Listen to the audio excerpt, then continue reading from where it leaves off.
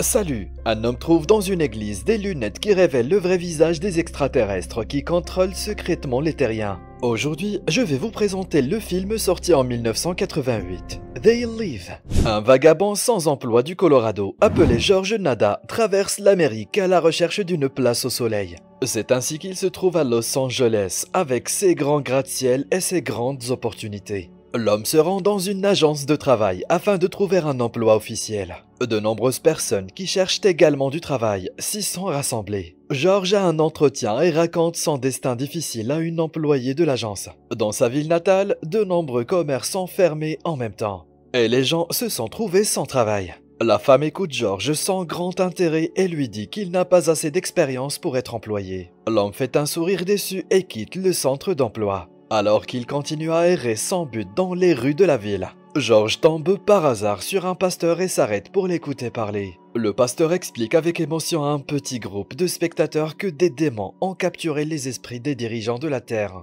et contrôlent les gens ordinaires par leur intermédiaire. L'homme exhorte les auditeurs à se réveiller et à échapper au contrôle des élites au pouvoir. Remarquant la voiture de police, Nada décide de continuer à marcher. En chemin, il voit un homme étrange qui, comme hypnotisé, regarde une publicité sans intérêt sur la télévision derrière la vitre du magasin.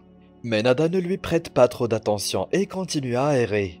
Finalement, George trouve un centre temporaire pour les sans-abri et prévoit d'y passer la nuit. Dans la maison voisine, une femme est hypnotisée par une émission de télévision sur une star narcissique qui croit qu'elle ne vieillira jamais. George est fatigué, alors il s'adosse à sa chaise et soupire lourdement, plongé dans ses pensées. Le lendemain, George se rend sur un chantier de construction et tente d'y trouver un emploi d'ouvrier. Au début, le contremaître refuse de prendre Nada, car il n'autorise que les travailleurs qui font partie du syndicat. Cependant, George a l'air convaincant, alors le contremaître négocie le salaire et l'engage. Comme tout le monde, l'homme commence à travailler à la sueur de 100 francs. Bien que la question de son emploi ait été résolue, il ne pourra recevoir l'argent que dans quelques jours, et n'a donc à nouveau aucun endroit où passer la nuit. L'un des travailleurs, nommé Frank, remarque le nouvel ouvrier sur le côté et lui propose de lui montrer un endroit où il pourra manger et prendre une douche chaude. Au début, Nada se méfie de sa nouvelle connaissance, mais décide rapidement de le suivre. En cours de route, les hommes parviennent à trouver des sujets de conversation et de rapprochement. Frank emmène le vagabond dans un camp et le présente aux sympathiques habitants de la ville, venus du monde entier pour chercher fortune à Los Angeles. Il est de coutume ici de s'entraider, même les enfants se sentent à l'aise dans ce camp. L'un des hommes, Gilbert, confie immédiatement à George la tâche de rendre le camp plus accueillant. Il est temps de déjeuner et George reçoit une grande portion de nourriture copieuse. Pendant le repas, Frank raconte sa vie à George. Tout comme George, il a déménagé dans une autre ville pour trouver du travail afin de pouvoir subvenir aux besoins de sa famille. Resté à Détroit. Frank est en colère contre l'élite locale qui s'est rempli les poches d'argent et a fermé presque toutes les usines de sa ville natale, mettant des centaines de personnes au chômage. L'homme a déjà perdu toute sa patience et il est prêt à prendre des mesures drastiques si au moins une autre usine ferme. Frank pense que les classes inférieures doivent se battre pour survivre. Aussi prévient-il amicalement George qu'il est prêt à se mettre en compétition avec lui pour une place au soleil. George est plus optimiste. Il est décidé à travailler dur et à construire sa vie à partir de rien. Le soir, Nada se promène dans le camp et remarque que les habitants regardent avec enthousiasme une publicité télévisée sur les faux angles. À un moment donné, le signal est interrompu et une émission avec un homme anxieux apparaît sur l'écran. Il parle de la façon dont ils vivent tous dans un monde créé artificiellement. Selon lui, un groupe de scientifiques a réussi à découvrir que des créatures inconnues envoient un signal spécial sur Terre qui met les gens en transe et les prive de tout esprit critique. Il y a de plus en plus de pauvres et l'injustice raciale est en hausse. Les aliens ont lavé le cerveau des gens pour qu'ils soient indifférents à tout, sauf à leur propre intérêt. Cependant, les habitants ne tiennent pas compte du message alarmant de l'énergumène à la télévision. Ils se plaignent seulement de leurs maux de tête et changent de chaîne. George remarque qu'un prêtre aveugle se tient près du groupe et répète chaque mot de l'émission. Gilbert court immédiatement vers le prêtre. Il n'entend pas leur échange, mais comprend que les hommes se disputent. En vitesse, Gilbert conduit le vieil homme vers l'église, située dans le camp. George suit les hommes des yeux et les soupçonne d'avoir une sorte de secret. Le lendemain matin, Nada rencontre Gilbert à l'entrée du camp et décide de lui poser des questions sur son voyage nocturne à l'église. L'homme dit que l'église fournit une cuisine commune aux sans-abri et qu'il a dû y passer la nuit pour tout remettre en ordre. En plus de cela, Gilbert l'informe qu'il chante dans la chorale de l'église et que la répétition est sur le point de commencer. La même émission avec l'homme mystérieux apparaît à nouveau à la télévision et il demande avec insistance d'arrêter immédiatement la transmission du signal qui hypnotise les gens. L'émission provoque à nouveau de violents maux de tête et les habitants poussent un soupir de soulagement lorsque la télévision repasse sur le match de baseball. Anxieux, Gilbert se précipite à nouveau vers l'église et cette fois, George décide de le suivre. Il peut en effet entendre la chorale chanter dans l'église, il suppose donc qu'il n'éveillera pas les soupçons en entrant. Dans l'église, il découvre un mini-laboratoire de chimie et une mystérieuse inscription sur le mur.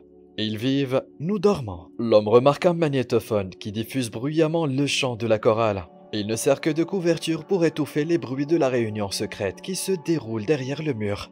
Dans la pièce voisine, Gilbert, l'homme de la télévision, et d'autres membres du groupe secret tentent de pirater à nouveau la chaîne pour diffuser leur enregistrement plus longtemps et toucher davantage de téléspectateurs. Les membres du groupe souhaitent recruter le plus grand nombre de personnes possible afin de communiquer leur idée à la société de manière plus efficace et efficiente.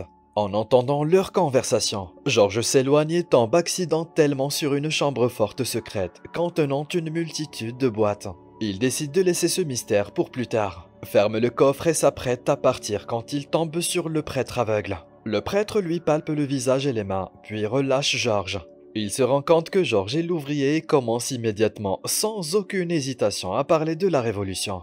George est perturbé par tout cela et il s'enfuit de l'église. Le pasteur crie après le gars qu'il finira par revenir. Un hélicoptère de la police apparaît et commence à tourner au-dessus de l'église, ce qui rend les participants de la réunion nerveux. L'hélicoptère s'envole bientôt et George emprunte les jumelles d'un adolescent du quartier et surveille en permanence ce qui se passe dans le bâtiment. Gilbert et ses hommes de main transportent des boîtes hors du bâtiment et les mettent dans la voiture. Il est soudainement interrompu par Frank.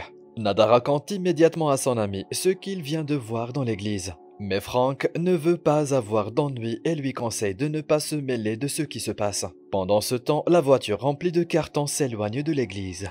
George observe l'église avec ses jumelles toute la journée, mais rien d'autre ne se passe. Le soir, le camp et l'église sont encerclés par la police. Les gens ne savent pas exactement de quoi ils sont coupables, alors ils observent silencieusement ce qui se passe. Soudain, la police, avec l'aide de bulldozers, commence à démolir les nombreuses tentes et caravanes des résidents qui se dispersent dans la panique. Horrifié, George assiste au chaos qui se déroule alors que la police détruit impitoyablement la vie des gens bien. Les forces de l'ordre attrapent et coincent le prêtre et le pasteur de la télévision. Ils tentent désespérément de résister, mais la police les frappe jusqu'à ce qu'ils ne puissent plus respirer. Le même sort attend tous ceux qui ne s'échappent pas du camp. George ne peut rien faire pour aider ceux qui ont déjà été pris par la police. Mais il sauve un adolescent qui s'est blotti dans un coin par peur, ayant échappé de justesse à la police. George et l'adolescent effrayé montent au dernier étage de l'église, délabré. Après avoir erré dans les couloirs, ils trouvent une pièce où se cachent les derniers survivants. Les gens ne comprennent pas pourquoi ils ont été attaqués et passent toute la nuit dans un abri. Au matin, ils sortent de leur cachette pour inspecter ce qui reste du camp après le cauchemar de la nuit dernière. Le camp semble avoir été traversé par un ouragan, mais ils trouvent une télévision au milieu du camp, qui, étonnamment, fonctionne encore et diffuse des publicités amusantes. Pendant ce temps, George décide d'enquêter sur le caveau secret de l'église. L'inscription provocante sur le mur à côté de lui a été recouverte pendant le raid d'hier. George trouve une boîte restante dans le garde-manger, la même que celle que Gilbert a emportée hier dans la voiture. Immédiatement, une voiture de patrouille passe devant l'église et George est obligé de se cacher des forces de l'ordre. Après avoir trouvé un espace sûr, l'homme ouvre la boîte et est déçu de trouver des dizaines de lunettes de soleil à l'intérieur. Il cache la boîte dans une poubelle et emporte une paire de lunettes. Alors qu'il se promène dans la ville, George décide de mettre ses lunettes. Et tout ce qui l'entoure devient soudainement noir et blanc. Le monde entier, auparavant si familier, prend un aspect complètement différent. À travers les lunettes, chaque panneau d'affichage, chaque panneau ou chaque titre se lit comme suit. Obéissez, mariez-vous, reproduisez, consommez, achetez, ne pensez pas, regardez la télévision, etc. Au lieu des images brillantes des magazines, il voit un ensemble de phrases manipulatrices et d'appels à la soumission. Même les personnes qui semblaient auparavant ordinaires montrent désormais leur vrai visage monstrueux à travers les lunettes. Il les enlève et les remet plusieurs fois pour s'assurer que l'homme qui se tient devant lui ressemble vraiment à une créature extraterrestre. L'homme étrange observe George avec méfiance, mais heureusement il ne dit ni ne fait rien. Une fois de plus, George met les lunettes et voit l'inscription « Ceci est votre Dieu » sur les billets de banque. Il découvre également que les émetteurs installés à chaque feu de signalisation de la ville diffusent une voix hypnotisante. Elle répète encore et encore « Dors ».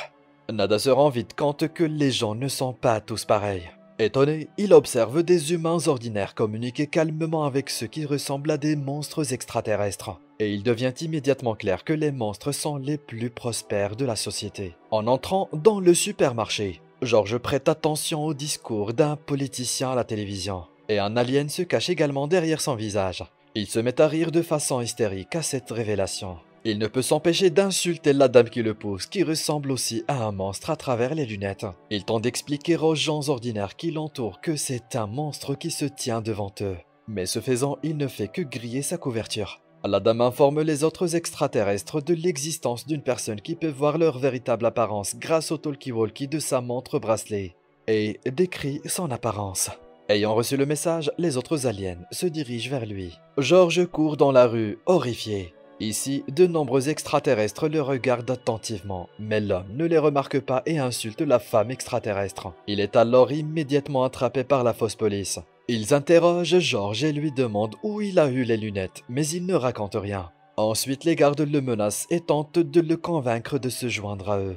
Cependant, George ne cède pas si facilement. Il les abat, puis s'empare de leurs armes. Des voitures de police se mettent à arriver sur les lieux. Armé, George décide de se cacher dans la banque. Là, il découvre que la moitié des visiteurs sont aussi des extraterrestres. Poussé par l'adrénaline, il ouvre le feu sur les aliens qui se cachent sous l'apparence de personnes. L'un des extraterrestres appelle une autre équipe de police et disparaît comme par magie avant que George ne puisse l'abattre. Pour tenter d'échapper à ses poursuivants extraterrestres, il sort en courant de la banque et remarque qu'un drone le suit. George la renverse et se rend ensuite dans un parking fermé où il rencontre une jolie femme nommée Holly. Il s'assure qu'elle est humaine, prend la jeune femme en otage et lui ordonne de l'emmener chez elle. C'est le seul moyen pour lui d'échapper à ses poursuivants qui se précipitent vers la banque. Chez Holly, George s'écroule sur le sol, épuisé, et tente d'expliquer la raison de ses actes. Il s'excuse auprès de la jeune femme pour le désagrément causé. Il lui dit que leur monde est en danger et que le pouvoir a été saisi par des créatures maléfiques qui contrôlent tout le monde autour d'elle. George invite Holly à mettre les lunettes de soleil et à voir par elle-même. Mais la jeune femme refuse et ne le croit pas. Lorsque l'homme ferme les yeux d'épuisement, Holly essaie de s'échapper discrètement, mais il observe chacun de ses mouvements. Après un moment, George se calme et demande à son otage ce qu'elle fait. Holly révèle qu'elle travaille comme assistante réalisatrice à la télévision. George se souvient que les extraterrestres envoient leur signal à travers la télévision et veulent la casser. Alors qu'il commence à baisser sa garde, la jeune femme lui casse la bouteille sur la tête et le pousse par la fenêtre. Après être tombé du deuxième étage, George survit miraculeusement, mais perd ses lunettes de soleil. Pendant ce temps, Holly informe la police de ce qui s'est passé et appelle une brigade de police à son adresse. Nada est obligé de se cacher à nouveau des gardes et trouve un endroit sûr sous le pont. À la tombée de la nuit, il atteint un autre quartier et passe la nuit dans la rue. Le lendemain, il vient sur le chantier pour demander l'aide de Frank afin de lutter contre les créatures extraterrestres. Son ami semble terrifié car George a tué beaucoup de gens dans sa fusillade. George essaie de dire à Frank qu'il ne s'agissait pas de personnes mais d'extraterrestres déguisés. Mais il ne veut rien entendre de ce que dit George et lui dit de s'en aller. Ensuite, George arrive à l'endroit où il a caché la boîte pleine de lunettes de soleil. Mais toutes les poubelles sont vides. Il voit un camion à ordures garé à proximité. Il grimpe à l'intérieur du camion et, en fouillant dans les ordures, trouve quelques paires de lunettes survivantes. Frank devient un témoin accidentel des aventures de George. Frank lui donne son salaire, puis lui dit qu'il ne peut plus rien faire pour lui. George demande avec insistance à son ami de mettre les lunettes pour qu'il puisse lui aussi voir le monde réel. Mais Frank refuse et croit que son ami est devenu fou. Agacé, George décide de frapper son ami et un combat acharné s'engage entre eux. Finalement, Nada jette son ami à terre et lui met les lunettes de force. Stupéfait, Frank finit par croire George, horrifié par la réalité. Les amis louent une chambre dans un motel voisin où ils discutent de la marche à suivre. Frank suppose que d'autres personnes voient les extraterrestres et qu'ils doivent les chercher. George lui raconte une histoire de son enfance. Vivant dans une famille pauvre, il était constamment maltraité par son père. Les graves inégalités de classe ont provoqué la haine des gens ordinaires, ce qui a alimenté les aliens pendant toutes ces années. Maintenant, George a l'intention de se venger d'eux pour sa vie brisée. Au matin, les amis retrouvent Gilbert au motel, qui porte également des lunettes de soleil. Il les invite à une réunion secrète de personnes partageant les mêmes idées, qui a lieu ce soir-là. Les amis arrivent à l'adresse et rencontrent d'autres voyants d'âge différents. Ils remplacent les lunettes de soleil par des verres modernes, plus sûrs pour les yeux et offrant une image plus claire. Gilbert leur raconte en détail qui sont ces créatures qui ont envahi la Terre. Il s'avère que les envahisseurs extraterrestres recrutent des humains ordinaires à leur propre fin, leur promettant richesse et pouvoir en échange de leurs loyaux services. Pour eux, la Terre n'est qu'une entreprise et une source temporaire de ressources pour la création du tiers-monde. Toutes les catastrophes mondiales et le changement climatique sont aussi leur œuvre. Lorsque les extraterrestres auront complètement épuisé la Terre, ils passeront à l'asservissement de nouvelles planètes. L'un des membres de l'unité de résistance montre à Frank la montre alien, qu'il décide de prendre. Ils ne sont pas parvenus à déchiffrer le code secret de l'appareil extraterrestre, qui permet de se déplacer librement dans l'espace et de se parler. Gilbert rassemble tout le monde et dit qu'ils n'ont toujours pas assez d'hommes pour une attaque massive. Mais le groupe est intransigeant et assure que les mesures doivent être prises immédiatement. Gilbert calme tout le monde et suggère de trouver d'abord la source du signal et de le pirater pour sortir les gens de leur transe.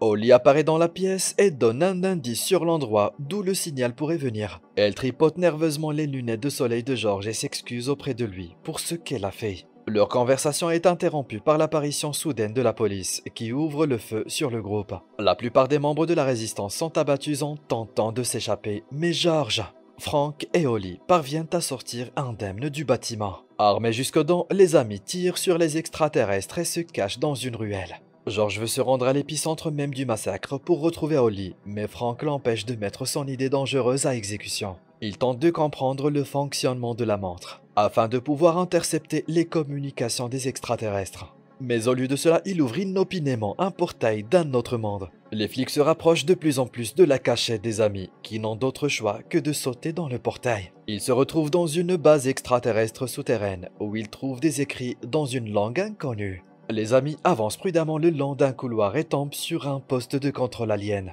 Les créatures sous l'apparence de militaires annoncent à la radio que l'opération visant à éliminer le groupe terroriste a été menée à bien. Satisfaits, les extraterrestres partent célébrer la victoire. Et Frank et George se dirigent vers les sons provenant du bout du couloir. Ils se retrouvent à un banquet de gala où un homme en costume coûteux prononce un discours élogieux pour l'alliance extraterrestre.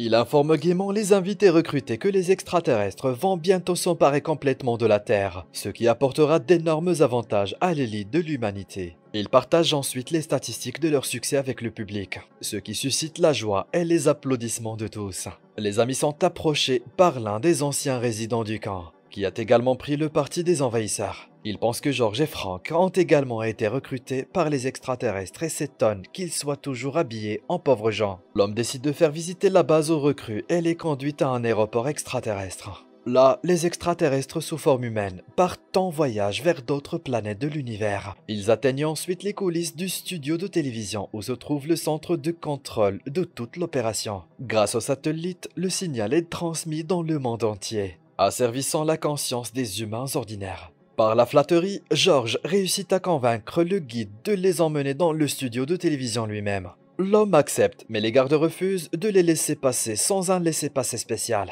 Les gars décident alors d'utiliser la force et de tirer sur les aliens. Leur ancienne connaissance tente de les arrêter et de les convaincre de se soumettre à la nouvelle autorité. Les extraterrestres ont asservi la planète entière et contrôlent chaque action des humains. Ils les invitent à rejoindre les vainqueurs et à profiter des avantages que les étrangers leur accordent pour leur service fidèle. Malgré ces arguments, les amis n'ont pas l'intention de devenir des traîtres. Un des soldats s'introduit dans la pièce, et le traître profite de ce moment pour se déplacer dans l'espace. Les amis prennent leurs armes et s'introduisent dans le studio pour pénétrer dans le bureau principal. Au travail des humains recrutés, George interroge les employés, essayant de retrouver Holly avec leur aide. Mais personne ne sait où elle se trouve. Cependant, il apprend que le signal qui hypnotise les gens se trouve sur le toit. Les amis se rendent immédiatement au sommet de l'immeuble et retrouvent Holly, qui a réussi à survivre. Tirant sur les extraterrestres, le trio monte finalement au dernier étage. Mais Holly se révèle être une traître et tire sans pitié une balle dans la tête de Frank avant de monter sur le toit. George trouve l'antenne satellite qui diffuse le signal extraterrestre et se prépare à tirer dessus. Mais la fille s'approche discrètement de lui par derrière et lui demande de se rendre, en pointant une arme sur lui. Il refuse et réussit à tirer sur Holly. Il détruit ensuite l'antenne parabolique. Les hélicoptères ouvrent immédiatement le feu sur George, mais alors qu'il est en train de nous quitter, il montre aux extraterrestres par dérision son majeur. George parvient à briser le signal et l'humanité apprend enfin la vérité choquante sur la réalité. Tous peuvent désormais constater que des créatures extraterrestres se cachent parmi les humains ordinaires, diffusent des émissions de télévision, fréquentent les mêmes établissements qu'eux, jouent dans des films et nouent même des relations. Grâce à un simple vagabond du Colorado, le monde a pu se réveiller d'un long sommeil. J'espère que vous avez apprécié ce résumé. Dites-nous dans les commentaires ce que vous pensez du film et abonnez-vous à notre chaîne pour voir plus de vidéos comme celle-ci. Merci d'avoir regardé.